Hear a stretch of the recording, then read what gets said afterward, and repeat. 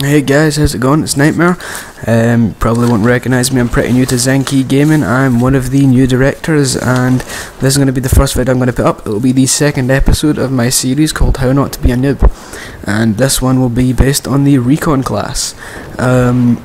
I know what you're thinking. You're going to tell us how to play Recon, how to snipe, that kind of thing. No, I'm not one of those guys that sits at the back of the map and does bugger all to help the team. Nope, I'm much better than those guys. I'm the Recon guy that plants the beacon right next to an objective and I rush the fuck out the enemy team. I like to use PDWs instead of using the regular rifles because I just think they're a lot easier to use. As you've probably already noticed, straight away I plant my beacon right next to the AM com. And I attack the thing like hell, and I managed to arm it twice by myself. I'm going to just give you a little bit of background about me. I'm 20, I've been playing Battlefield. I played a little bit of 1943. I really hit my stride in Battlefield when Bad Company 2 came out. I loved the hell out of that game. And I rejoined the Battlefield franchise when Battlefield 3 came out, and I've been playing this pretty much since the day it came out. This is on PS3, however. I'm ranking up on this. I used to play on Xbox, but circumstances have changed, so I play on PS3 now. But yeah, my channel is a little bit more, it's an FPS kind of channel. I used to record a lot of Modern Warfare 3, but I find Battlefield to be a little bit more entertaining than Modern Warfare 3 because it's usually, Modern Warfare 3, if you don't get a Moab, then it's just not worth putting up, that kind of thing. But here I am playing getting videos done for my brand new Battlefield series. So if you've missed the first episode, which you probably have seen, you probably never heard of me, the first episode's on my channel, which the link to my channel will be in the description below, and it's based on the Assault class and how I think you can improve your game using the Assault class. But let's dive right into the Recon tips. If you want to play an aggressive Recon, I highly suggest that you don't use the rifles. Instead you use personal defense weapons like I'm using in this game. I'm using the P90, which is one of my favourite PDWs. Just the ammo capacity and the fact you can take down 3 guys with a 1 clip easily. You can maybe push it to 4 guys if you were to be a little bit more conservative and accurate with your ammo, but I'm not. So yeah. You can use the MP7 and the PP2000, though they are pretty good PDWs. So yeah, if you don't want to use the personal defense weapons, you can always use the battle rifles like the M417, the MK2, SKS, those kind of guns.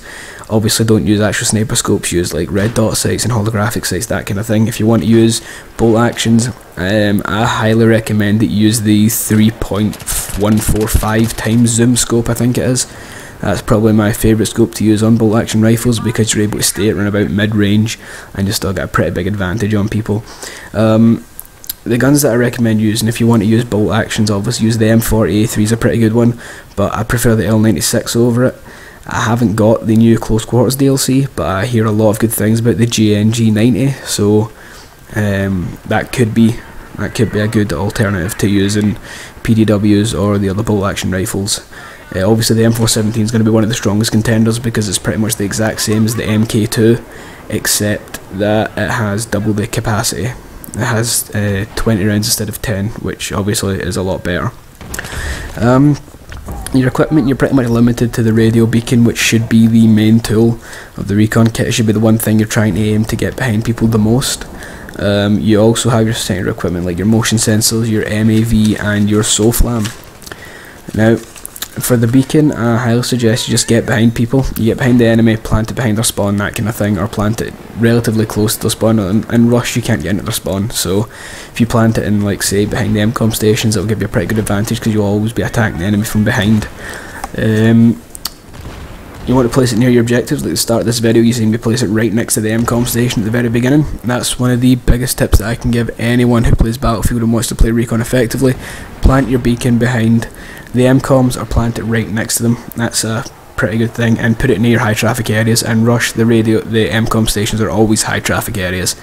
Now this is still the same game, I just like cut out the entire running from those MCOM stations to the next one because Caspian border makes you run about 15 miles to get to your objective. It's another reason why the radio beacon is one of my more favourite equipments in this game.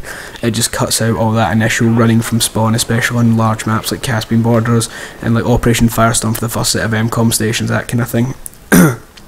Moving on to the secondary equipment, the motion sensor or the T-UGS. I like it, but I prefer the MAV. But you want to plant the TUGS as close to objective as possible, and you want to put in high traffic areas so you get constant motion sensor, spot assist, that kind of thing. For the MAV, it's pretty much the exact same as the TUGS, except when you fly it, you can spot people manually.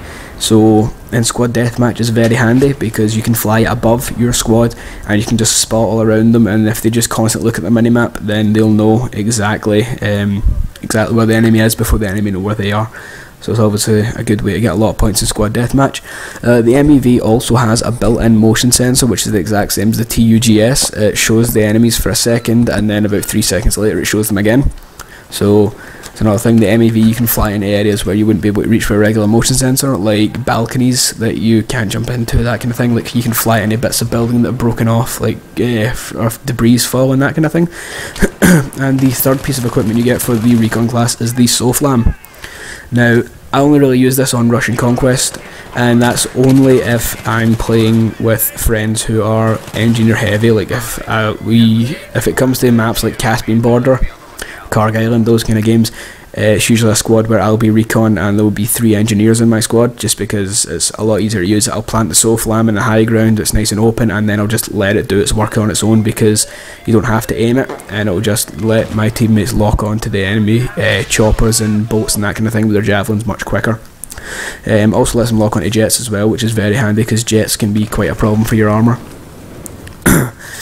These are just general class tips. You want to be very stealth with the Recon class. Treat it like it's extremely fragile, like the Spy in Team Fortress 2. You want to try and stay out of fair firefights. You always want to have the advantage because you're using PDWs or bolt action rifles or even battle rifles. You're not going to be as lethal in close range as those who are using carbines and assault rifles. So yeah, be stealthy, stay in enemy blind spots so they don't know where you're coming from.